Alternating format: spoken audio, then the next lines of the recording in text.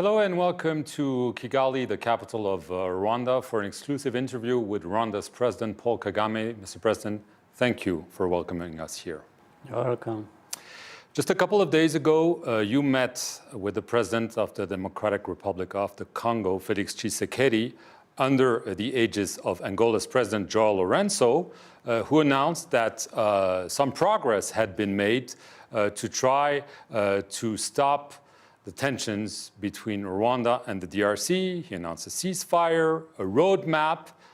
Is this a breakthrough meeting? Yeah, I think to begin with, I don't think anyone is interested in tensions or conflicts or whatever crisis. So it's on that backdrop that I am happy that we even agreed to meet in Angola under the mediation of President Lourenço, President of Angola. And indeed, we had a good discussion. I think both sides, at least what I assessed it to be, were looking forward to making progress. Right, because I mean, there have been a number of meetings under different formats, but every time it's a lot of talk, but then the acts do not follow. Do you think that this time could be different? I hope so, and that's what I think. That's what I want to see happen. Well, talking is good enough. Is good, but may not be good enough, but it is what you need to start with. So the fact that we talk, I think, is good, and we can build on that for tangible results. And I think this one in Angola is another step forward, I believe. That's what I think. The problem is, when you talk about tangible results, since that meeting just a couple of days ago, fighting has resumed in eastern DRC between the M23 rebel group, and the DRC government is already accusing the M23 and Rwanda of not fulfilling what they promised. Well, I don't think we need to dwell on blame game and accusations. You find one side accuses the other of something, then the other accuses the other of something. I don't think the accusations are just one way. They're general.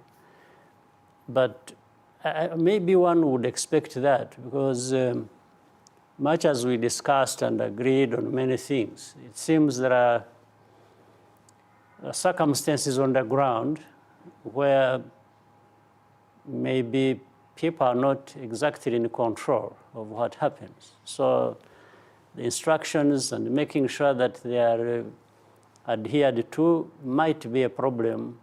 Maybe it takes time, maybe it takes a day, maybe it takes two, maybe it takes a week, and so on. So, but the most important thing is at the top. Once we have agreed and are committed, I think what remains is to ensure that these instructions are followed. Right, because one of the points of it's a 6-point roadmap that was elaborated in Rwanda. One is the immediate cessation of hostilities by the M23 and their withdrawal to the positions they've taken in the past weeks or months. Well, visibly, they've already said that the meeting was an illusion and that they don't feel they're bound by this meeting. So it might be a problem of communication, or it might be a bigger problem because they don't agree with what was decided. No, but let me just make a small correction, which I thought would have been obvious. In fighting, there are different parties involved. It's not one party. So talking about ceasefire refers to parties fighting. It's not M23. It's parties fighting. It's M23 and those they are fighting against, or those fighting against them. So that is the correction I thought I needed to make. So the Congolese military, obviously. That's what it means. So really, and when I was talking about maybe translating instructions on the ground, why it takes time is that all these parties on the ground fighting maybe they receive instructions slowly or distorted instructions, or so that's why I was saying it takes a bit of time. But I think we need to press ahead and hard to make sure that instructions of having a ceasefire is actually adhered to. In other circumstances, what would happen is to have people on the ground who ensure that what is being talked about is actually implemented. But we don't have such a situation. So that understandably. But at the top, you're saying when you saw Felix Tshisekedi, you agreed to find a way out of those tensions, right? That's what we agreed. Okay, because just a couple of days ago, he gave an interview to the Financial Times, and he was asked about a potential war between DRC and Rwanda, and he said, we cannot rule it out if Rwanda's provocative actions continue. So clearly, this is a veiled threat. Well, I don't feel comfortable so loosely talking about war. Did he tell you that when you saw him in Rwanda? He didn't tell me. You said he told the Financial Times. No, but maybe he repeated this to you. He didn't. But I saw it in the Financial Times. But I'm just saying, for me, I don't so easily and carelessly anticipate war or even look forward to it. So let's put that aside. And the reason we're in Angola is to make sure that any misunderstanding, any conflict, any tension is resolved amicably, not through war fighting. But he has repeatedly denounced Rwanda's aggression against his country. The US Embassy in Kinshasa said a couple of days ago that it was extremely worried, I quote them, by the signaled presence of Rwandan troops in DRC. The US is a key ally to Rwanda. When they say that you are in DRC, what is your response? Well, my response is that I'm always surprised that in the conflict, say in Congo, people are quick to accuse Rwanda. Even the Americans? Yes, I mean everybody. We are talking about those who make accusations. But those are groundless accusations, Can Mr. you President? let me finish explaining my point? Because Rwanda is accused by the US or by anybody, but they are silent, deliberately, I guess, on issues of FDLR that have been there for the last 25 years. This is, so you would imagine, in fact, when you hear people say those things you just mentioned, it's as if Rwanda is just a troublemaker. They went into Congo, they started the war, they are doing this. They're even silent about the bombings of our territory by Congolese army. They are silent about infiltration in 2019, in November, of these FDLR who entered into the northern part of our country and caused mayhem. If we are talking about provocations, how do you decide to share across the border into the population? And then you say, this is... I understand your point, but... Do you understand it, really? Or do they understand it? Then you need to tell them. This doesn't answer the question. Are there Rwandan troops in DRC? Maybe there are other issues. We'll get to that, because that's one of the points of the roadmap. No, it is, but you deny having soldiers on DRC soil right now, as the Americans are claiming. Well, it is answered by telling you that when you're having so many parties having a problem, and you just keep insisting on talking about one, you are the one with the problem, not the one you are accusing. So that answers what you are asking as well.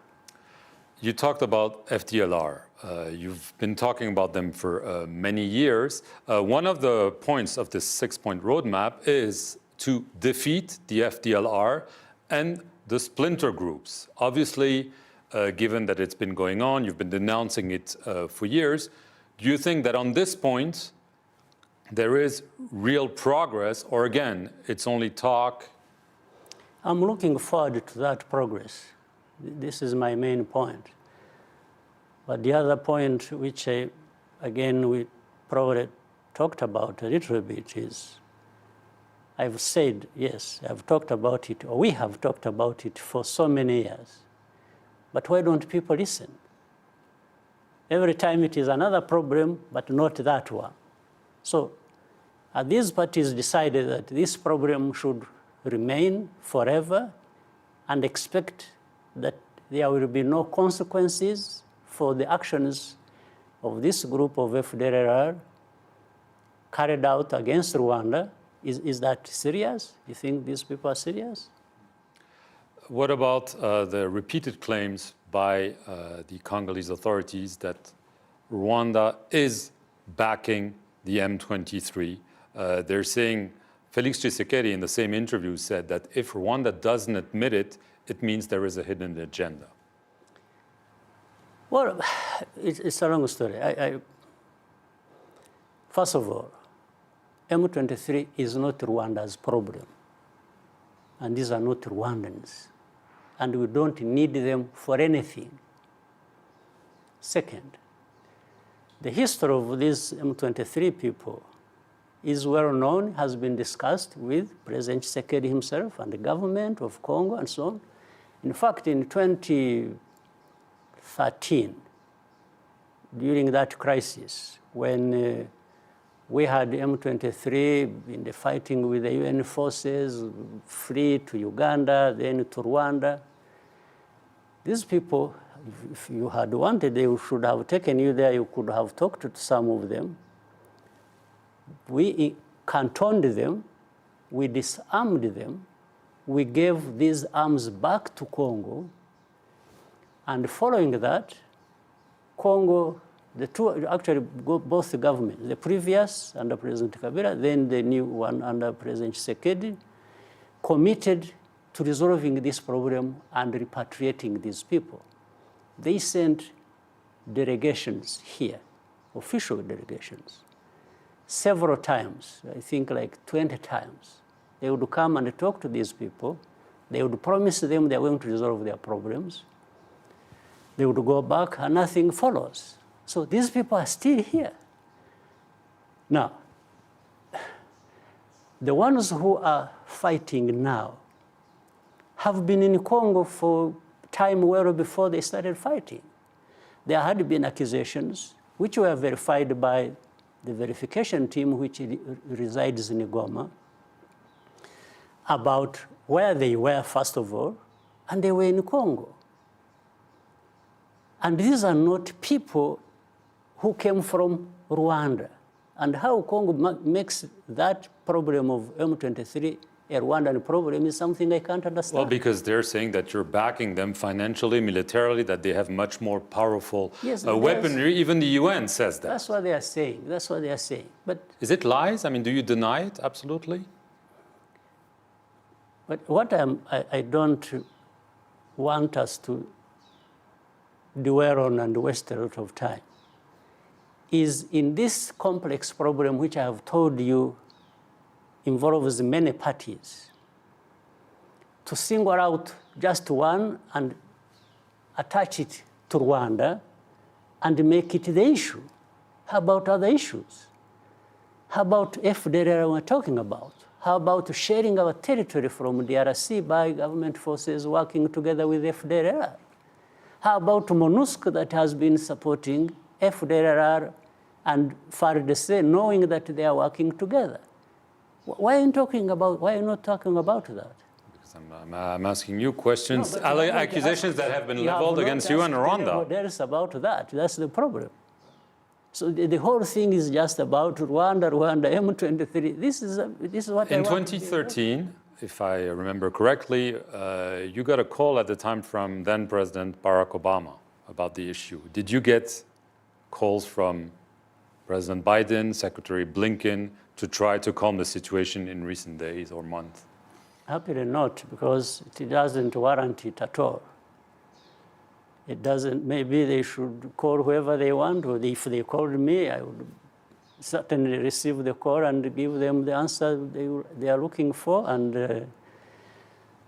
But I'm saying, even just simple logic, if people try to reason, this problem was there 2013 or 2012. Now it is back 10 years after. What do you think went wrong? I would ask anyone to tell me why this problem, which is actually, in my view, a problem that can be addressed very easily.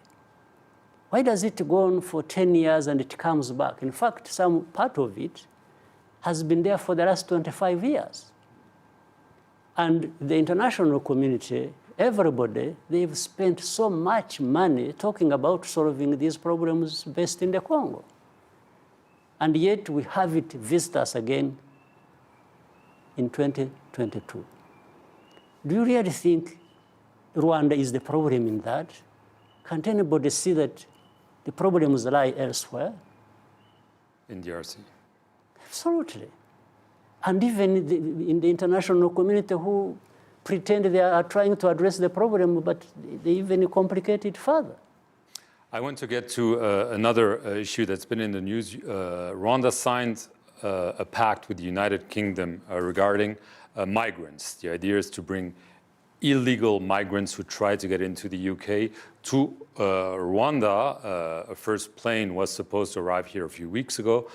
It didn't make it because European Court ruling. First of all, Boris Johnson just resigned. Does this mean that the deal with the UK is off the table?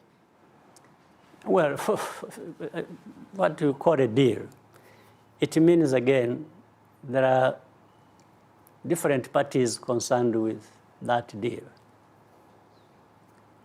As far as Rwanda is concerned, our side, the responsibility on that is we agreed to receive people under certain conditions which we discussed and agreed. So for us, it is to receive. How to send people here is not our problem. We are not concerned with that. The laws, the logistics, it's not for us. How they get here. The only thing is, when they get here, how we handle them, how we manage them with our partners, UK. That's what you can ask me.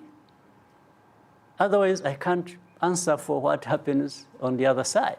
Much as I'm aware of different facts and different circumstances that have made this issue sound like so complicated, so controversial, so many things. But we have a very clear understanding of what we are dealing with ourselves. So you're confident this will be implemented? I think so. Mm-hmm. The head of the United Nations the United Nations High Commissioner for Refugee recently told me in an interview that he believed that this agreement was a very bad precedent and that it was undermining the asylum system in the world. What is your response to this direct criticism? My response to that is that so many aspects of this process have been discussed, even in other circumstances.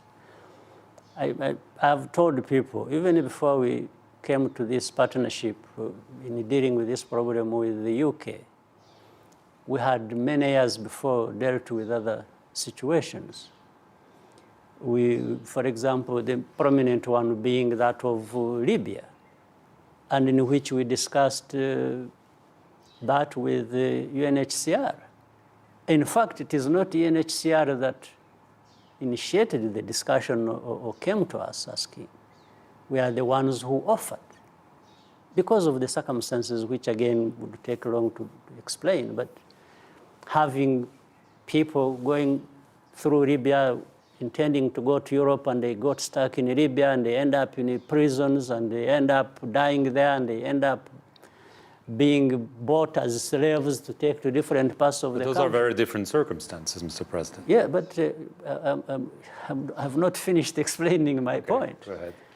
Yes, so we offered to do that. Different circumstances, there are similarities in a way. So we are the ones who offered and said, here in Rwanda, we can actually offer a better situation where people can come, and then those countries in Europe that would accept to take in some of them, they can do it in safety and for these people, and also comfortably with the ones who are going to take them. So that's how these people are brought here. And they were started, so far 1,000 refugees have been processed for asylum and have been taken to abroad for different purposes. The other aspect was, we said for those who will be here in safety and want to go back to their countries, we should still be able to work with UNHCR to process it and take them wherever they want to go.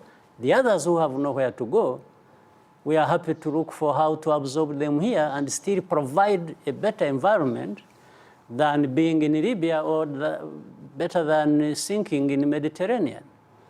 I'm saying this as a background. I didn't say it explains every problem.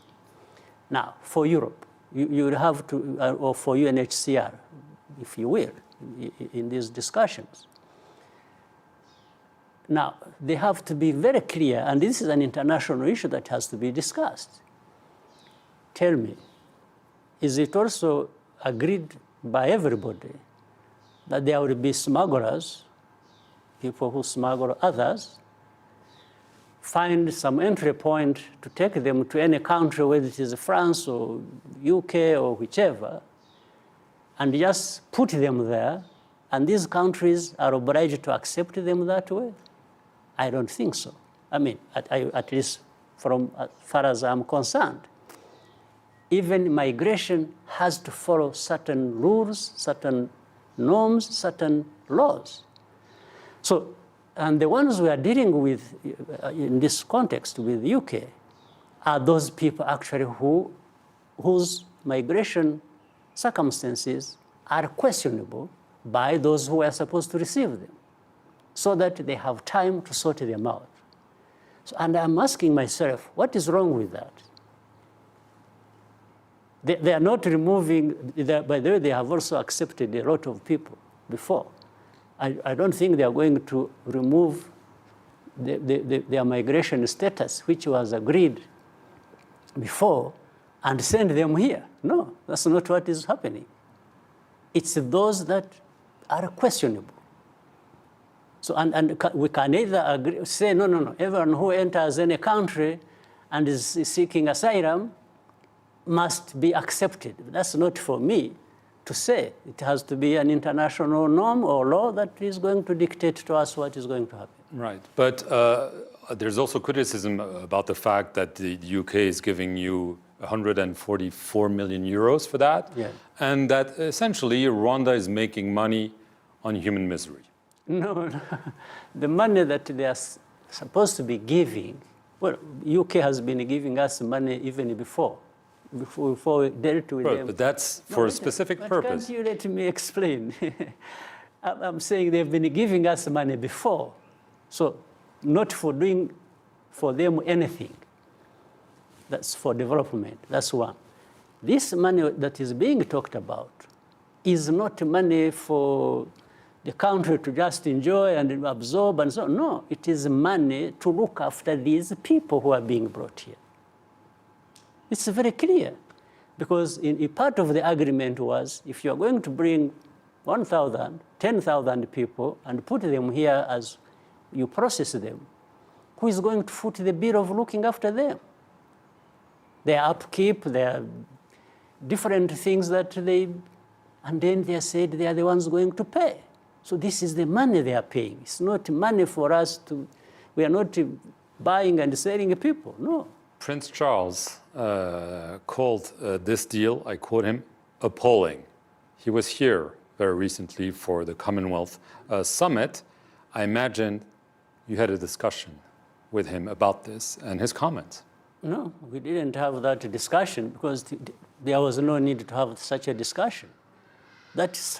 discussion is supposed to be had in the UK, not here. But when he calls this appalling, I mean... That's okay. He's telling his own people or his own government, not Rwanda. Yes. This is why I said there are responsibilities divided. There is the responsibility of UK and the responsibility of Rwanda. So that does not fall in the responsibility of Rwanda. Are you negotiating similar deals with other Western countries? Not to my knowledge yet. But if others come up and suggest that, under the same reasons we accept this to go on, we might consider it. We have no problem with that. I've told you I've handled cases before. It was Libya, it was Israel. The other day we received the people from Afghanistan. And whoever is telling you that we are just doing it because we want to, profit from these people is wrong. There's another level of criticism. Some are saying that you're trying to buy the good graces of the Western world, so they stop criticizing you like they've done on human rights, on stifling the opposition.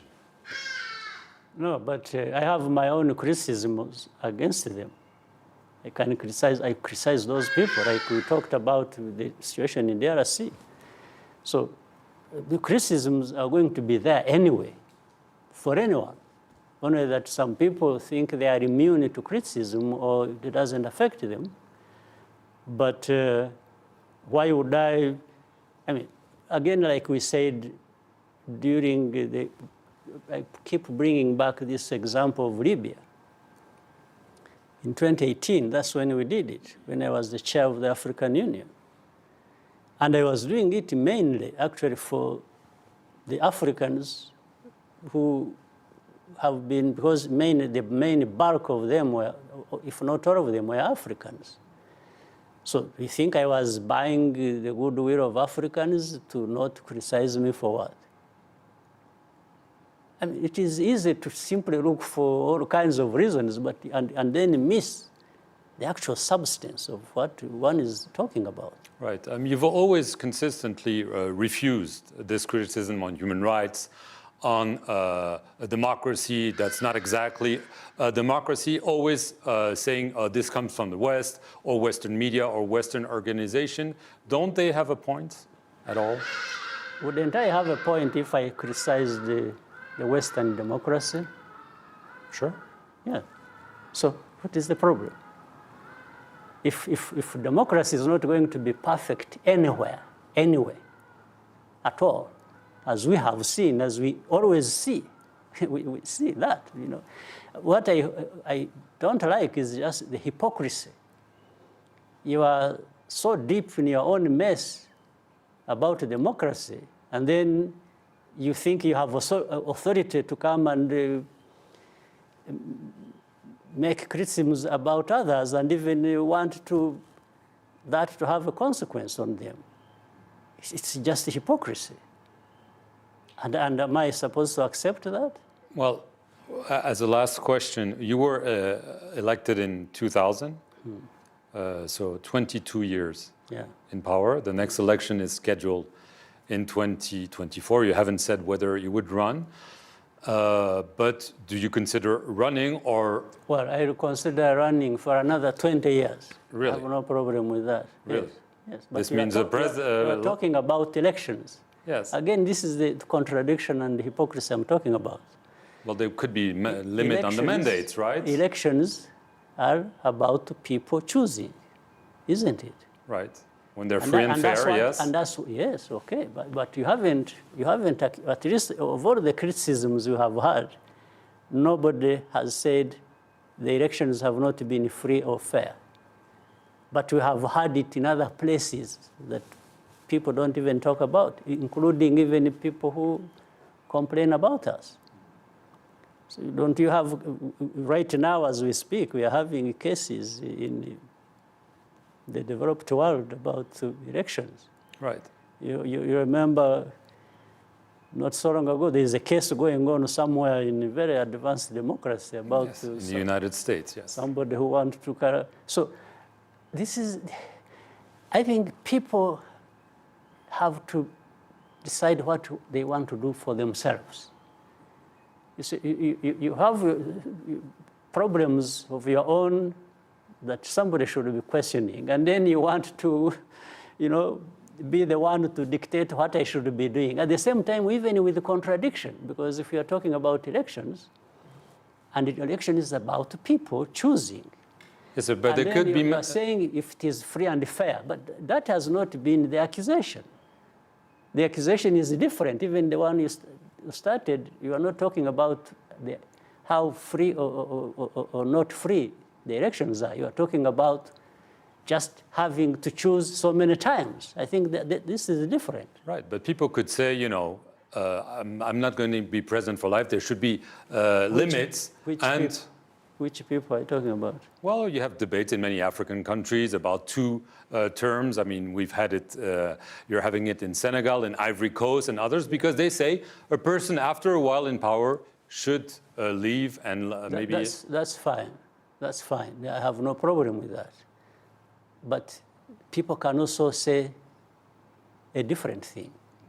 So which one are you supposed to accept? People can say that, yes, and I would accept it.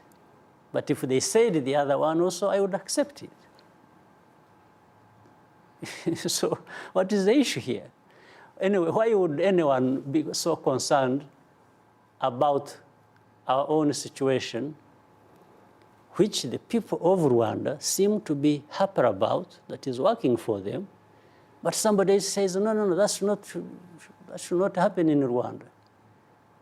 We haven't been questioning what is happening elsewhere.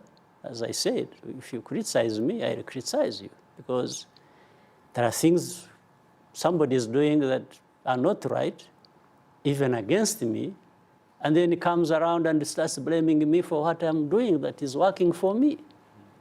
For me, I'm just even basing on simple logic. Paul Kagame, I want to thank you very much for welcoming us here at the presidency of Rwanda in the capital, Kigali. Thank you very much for watching this exclusive interview here on France 24.